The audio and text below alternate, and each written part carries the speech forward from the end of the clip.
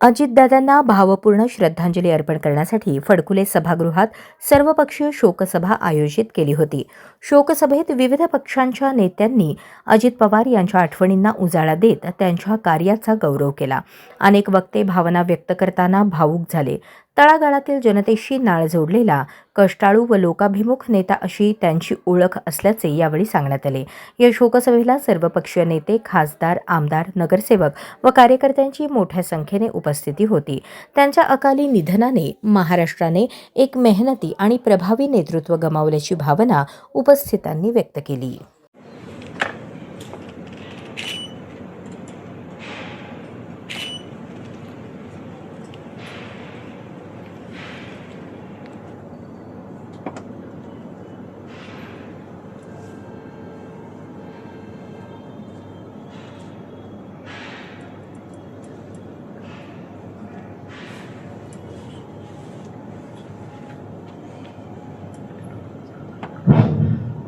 शांत या राज्याचे उपमुख्यमंत्री अजितदादा यांच्या स्मृतीला अभिवादन करून, दादा आज आपल्याबरोबर नाही, पण अनेकांनी आपापल्या आठवणी सांगितल्या, दादाच्या कामाची पद्धत सांगितलं आणि गेल्या 40 वर्षामध्ये ज्यांचा संपर्क आले तेही बोलले. प्रत्येकाला असं वाटतं की दादा हा आपल्या घरातलाच एक व्यक्ती आहे. आपल्या सुखादुखामध्ये, प्रत्येकाच्या घरातल्या सुखादुखामध्ये समाविष्ट झालेला व्यक्ती आहे.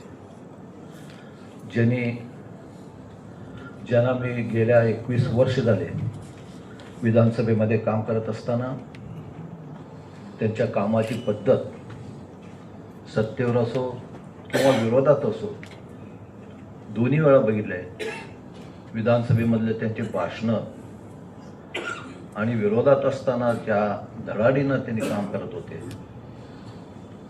एक प्रकारचं दादा म्हणजे फार वेगळंच व्यक्तिमत्व, असं एक प्रकारचं व्यक्तिमत्व, सगळ्याला हवा असणारा.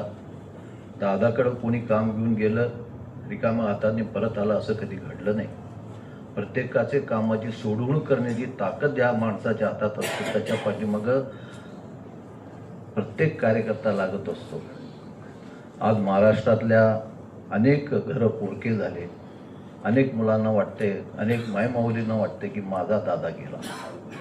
दादाचं व्यक्तिमत्वच तसं होतं की या महाराष्ट्रातल्या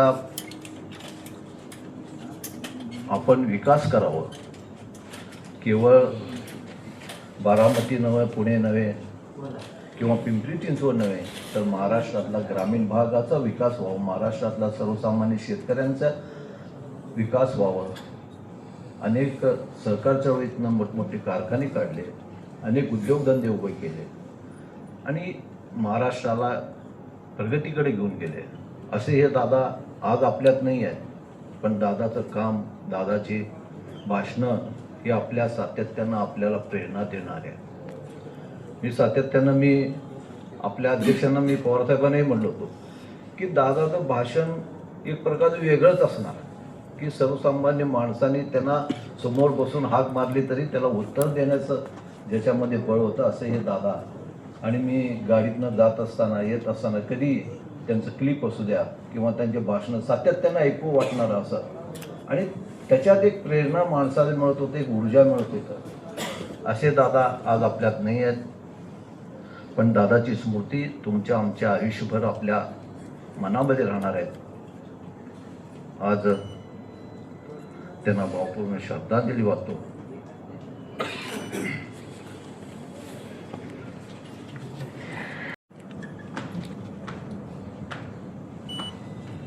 मी फार काळ कमी त्याच्यावर राहिलो. जी इज्जत त्या माणसाने मला दिलेली आहे वरळीच्या हॉलमध्ये, मला जगात कोणी दिलं एवढी मोठी इज्जत त्या माणसाने दिलेली आहे. काही असं सांगत होतं की मोबाईल बंद करा. सुहास जाधव आणि मी त्या हॉलमध्ये गेलो. पिन ड्रॉप आली स्वतः. दादा आणि उमेश पाटीलने त्याला सांगितलं होतं की सुधीर खटवळ बाहेर थांबलेले आहेत. मला श्वास कदमनी हातात हातावर धरून गेट उभं केलं आणि दादा म्हणाले की आता सोलापूरची महानगरपालिका लढायची तर असेलच, आपण जुन्या लोकांना घेऊन एकत्र काम करायचं आहे आणि ज्यांना गाढ अनुभव आहे त्यांचा आपण अनुभव घेऊन त्याच्यावर राहायचं काम करायचं आहे. तो असा एक नेता आपल्याकडे येतोय आणि तो दरवाजा उघडा केला आणि मला हात बोलवलं. I was surprise that day. मला इतकं वाईट वाटलं की आज दादा करत नाही. त्यांनी माझी फार मोठी इज्जत केली आहे. मी जिंदगीभर ह्या माणसाचा मी उपकार मतलब विसरू शकत नाही. बाकीच्या अनेक गोष्टी आहेत, मात्र सुरेंद्रताईंनी ज्या डेअरिंगनी काल मुख्यमंत्रीपद धरलं आहे तर आपण सगळ्यांनी त्यांच्या पाठीशी दादाच्या मागे कसे राहिलो असं आपण राहू, एवढंच मी आजच्या दिवशी शब्दांनी वाहतो. जय हिंद, जय महाराष्ट्र, जय राष्ट्रवादी. अच्छा, या शोकसभेसाठी उपस्थित असणारे सर्व शोकाकुल बांधव,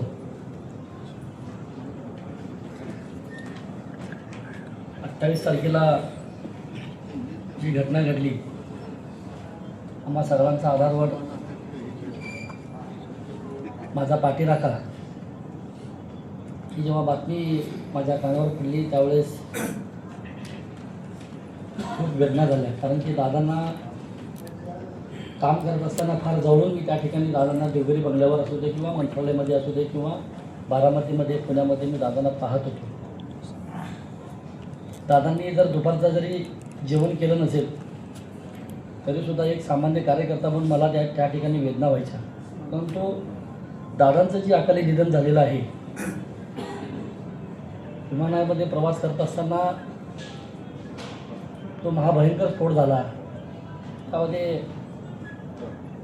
दादांना किती त्रास झाला असेल हे जेव्हा डोळ्यासमोर येतं त्यावेळेस मन शून्य होऊन जातं.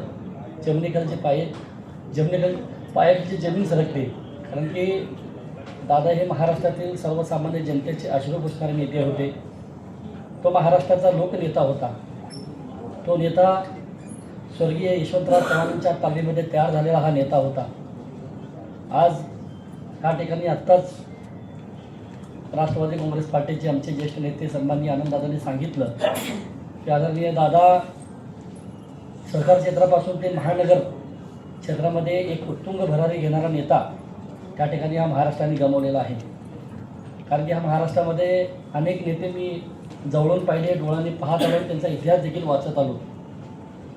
काही नेत्यांना सहकार क्षेत्रामध्ये काम करत असताना त्यांना महानगर कळत नाही, आणि जे राजकीय नेते महानगरमध्ये काम करतात त्यांना सहकाराचा गाडा त्या ठिकाणी त्यांना कळत नसतो. परंतु सगळ्याच क्षेत्रामध्ये उत्तुंग भरारी घेणारा नेता आमचा पाठीराखा आमच्यातून निघून गेलेला आहे. परंतु दादांचा विचार हा अमर आहे. तो विचार डोळ्यासमोर ठेवून आम्ही सगळेजण येणाऱ्या काळामध्ये चांगल्या पद्धतीने काम करत आहोत. शौकतजी पठाण आपल्या भावना इथे व्यक्त करत आहेत.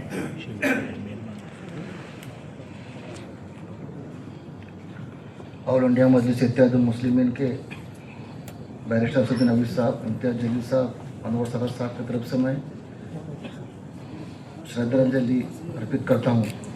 मेरे को एक बात याद है कि मुझको तो ऐसा लग रहा है कि मुसलमान का लीडर चला गया. कि मुस्लिम समाज की जो भी प्रश्न रहे दादा हमेशा छुड़ा कर भेजते थे. इसी प्रसंग एक याद आती मेरे बात, बम्बई की कुछ टीम अजान के वक्त अजान के बारे में कुछ बात चल रहा था. उसी वक्त जब टीम के साथ मैं भी दादा के पास गए थे, हम 2 मिनट में बात खत्म कर दिया दादा ने. कि एक मुसलमानों की जो प्रश्न थे आज दादा को ऐसा लग रहा है कि 2 मिनट गृह मंत्री को फ़ोन किए और गृह खाते को फ़ोन किए तो 2 मिनट बोल दिए कि वहाँ से कुछ प्रॉब्लम नहीं, आप अजान दे सकते हैं मस्जिद में. ऐसा एक दादा हमारे चले गए. अल्पसंख्यक समाज का जो भी प्रश्न है वो हमेशा दिल से काम करते थे. लेकिन आज हमको समाज को एक ऐसा महसूस हो रहा है कि हमारा कुछ घर का व्यक्ति चला गया है. ऐसी हमको एक हालत नज़र आ रही है. तो ऑल इंडिया मजलिस इत्तेहादुल मुस्लिमीन की तरफ से एक दुख में व्यक्त करता हूँ और सोलापुर शहर की तरफ से मैं श्रद्धांजलि अर्पित करता हूँ.